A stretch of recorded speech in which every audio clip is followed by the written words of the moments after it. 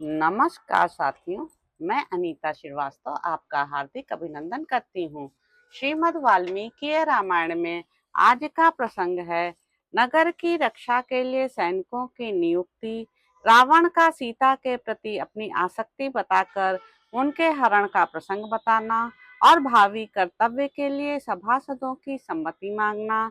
कुंभकर्ण का पहले तो उसे फटकारना, फिर समस्त शत्रुओं के वध का स्वयं ही भार उठाना। शत्रु विजयी रावण ने उस संपूर्ण सभा की ओर दृष्टिपात करके सेनापति प्रहस्त को उस समय इस प्रकार आदेश दिया। सेनापति, तुम सैनिकों को ऐसी आज्ञा दो जिससे तुम्हारे अस्त्र विद्या में पारंगत रथी, घुड़सवार, हाथी सवार और पैदल योद्धा नगर की रक्षा में तत्पर रहें। अपने मन को वश में रखने वाले प्रहस्त ने राजा के आदेश का पालन करने की इच्छा से सारी सेना को नगर के बाहर और भीतर यथा योग्य स्थानों पर नियुक्त कर दिया। नगर की रक्षा के लिए सारी सेना को तैनात करके प्रहस्त राजा रावण के सामने आ बैठा और इस प्रकार बोला, राक्षस राज, आप महाबली महाराज की सेना को मैंने नगर के बाहर और भीतर यथा स्थान नियुक्त कर दिया है। अब आप स्वस्थ चित्त होकर शीघ्र ही अपने अभीष्ट कार्य का संपादन कीजिए। राज्य का हित चाहने वाले प्रहस्त की यह बात सुनकर अपने सुख की इच्छा रखने वाले रावण ने सुहृदों के बीच में यह बात कही, सभासदों, धर्म, अर्थ और काम विषयक संकट उपस्थित होने पर आप लोग प्रिय अप्रिय, सुख दुख, लाभ हानि और हिताहित का विचार करने में समर्थ हैं। आप लोगों ने सदा परस्पर विचार करके जिन जिन कार्यों का आरंभ किया है वो सबके सब मेरे लिए कभी निष्फल नहीं हुए हैं। जैसे चंद्रमा, ग्रह और नक्षत्रों सहित मरुदगणों से घिरे हुए इंद्र स्वर्ग की संपत्ति का उपभोग करते हैं, उसी भांति आप लोगों से घिरा रहकर मैं भी लंका की प्रचुर राजलक्ष्मी का सुख भोगता रहूं, यही मेरी अभिलाषा है। मैंने जो काम किया है उसे मैं पहले ही आप सबके सामने रखकर आपके द्वारा उसका समर्थन चाहता था, परंतु उस समय कुंभकर्ण सोए हुए थे, इसलिए मैंने इसकी चर्चा नहीं चलाई। समस्त शस्त्रधारियों में श्रेष्ठ महाबली कुंभकर्ण 6 महीने से सो रहे थे, अभी इनकी नींद खुली है। मैं दंडकारण्य से, जो राक्षसों के विचरने का स्थान है, राम की प्यारी रानी जनक दुलारी सीता को हर लाया हूँ, किंतु वह मंदगामिनी सीता मेरी शैया पर आरूढ़ होना नहीं चाहती है। मेरी दृष्टि में तीनों लोकों के भीतर सीता के समान सुंदरी दूसरी कोई स्त्री नहीं है। उसके शरीर का मध्य भाग अत्यंत सूक्ष्म है, कटी के पीछे का भाग स्थूल है, मुख शरत काल के चंद्रमा को लज्जित करता है। वह सौम्य रूप और स्वभाव वाली सीता सोने की बनी हुई प्रतिमा सी जान पड़ती है। ऐसा लगता है जैसे वह मायासुर की रची हुई कोई माया हो। उसके चरणों के तलवे लाल रंग के हैं, दोनों पैर सुंदर, चिकने और सुडौल हैं तथा उनके नख तांबे जैसे लाल हैं। सीता के उन चरणों को देखकर मेरी कामाग्नि प्रज्वलित हो उठती है। जिसमें घी की आहुति डाली गई हो, उस अग्नि की लपट और सूर्य की प्रभा के समान इस तेजस्विनी सीता को देखकर तथा ऊंची नाक और विशाल नेत्रों से सुशोभित उसके निर्मल एवं मनोहर मुख का अवलोकन करके मैं अपने वश में नहीं रह गया हूँ। काम ने मुझे अपने अधीन कर लिया है। जो क्रोध और हर्ष दोनों अवस्थाओं में समान रूप से बना रहता है, शरीर की कांति को फीकी कर देता है और शोक तथा संताप के समय भी कभी मन से दूर नहीं होता, उस काम ने मेरे हृदय को कलुषित कर दिया है। विशाल नेत्रों वाली माननीय सीता ने मुझसे 1 वर्ष का समय मांगा है। इस बीच वह अपने पति श्री राम की प्रतीक्षा करेगी। मैंने मनोहर नेत्रों वाली सीता के उस सुंदर वचन को सुनकर उसे पूर्ण करने की प्रतिज्ञा कर ली है। जैसे बड़े मार्ग में चलते चलते घोड़ा थक जाता है, उसी प्रकार मैं भी काम पीड़ा से थकावट का अनुभव कर रहा हूँ। वैसे तो मुझे शत्रुओं की ओर से कोई डर नहीं है, क्योंकि वे वनवासी वानर अथवा वे दोनों दशरथ कुमार श्री राम और लक्ष्मण असंख्य जल जंतुओं तथा मत्स्यों से भरे हुए अलंघ्य महासागर को कैसे पार कर सकेंगे, अथवा एक ही वानर ने आकर हमारे यहाँ महान संहार मचा दिया था। इसलिए कार्य सिद्धि के उपायों को समझ लेना अत्यंत कठिन है। अतः जिसको अपनी बुद्धि के अनुसार जैसा उचित जान पड़े वह वैसा ही बतावे।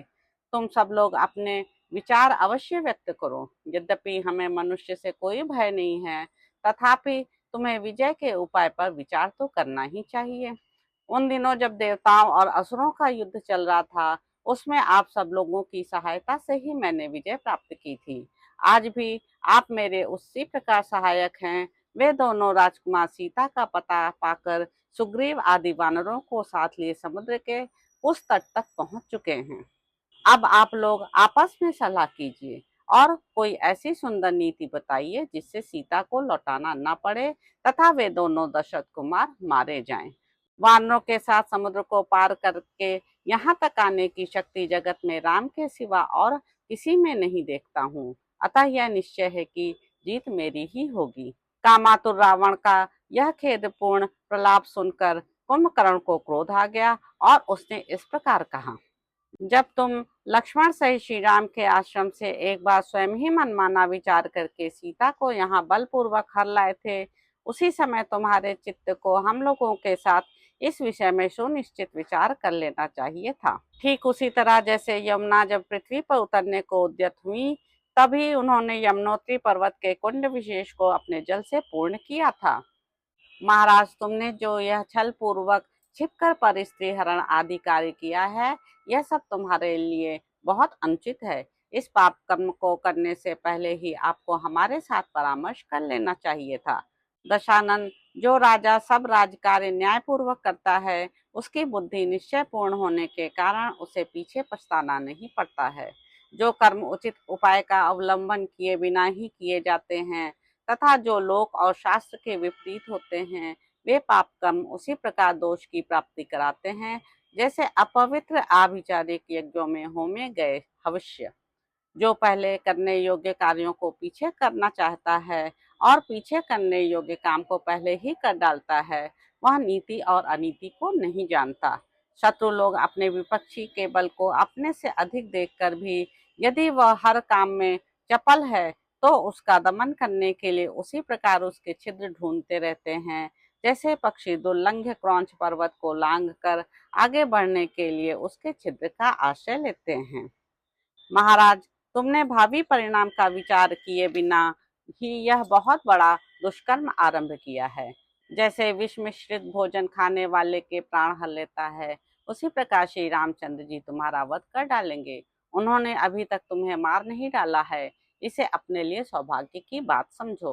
अनग, यद्यपि तुमने शत्रुओं के साथ अनुचित कर्म आरंभ किया है, तथापि मैं तुम्हारे शत्रुओं का संहार करके सबको ठीक कर दूंगा।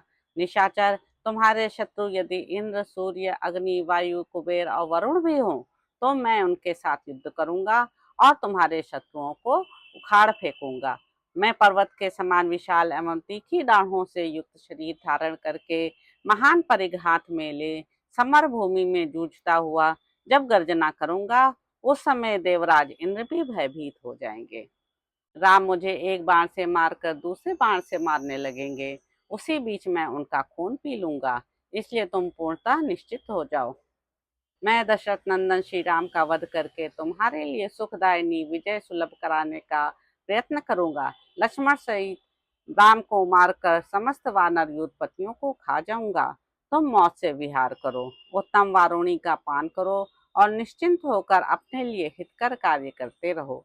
मेरे द्वारा राम के यमलोक भेज दिए जाने पर सीता चिरकाल के लिए तुम्हारे अधीन हो जाएगी।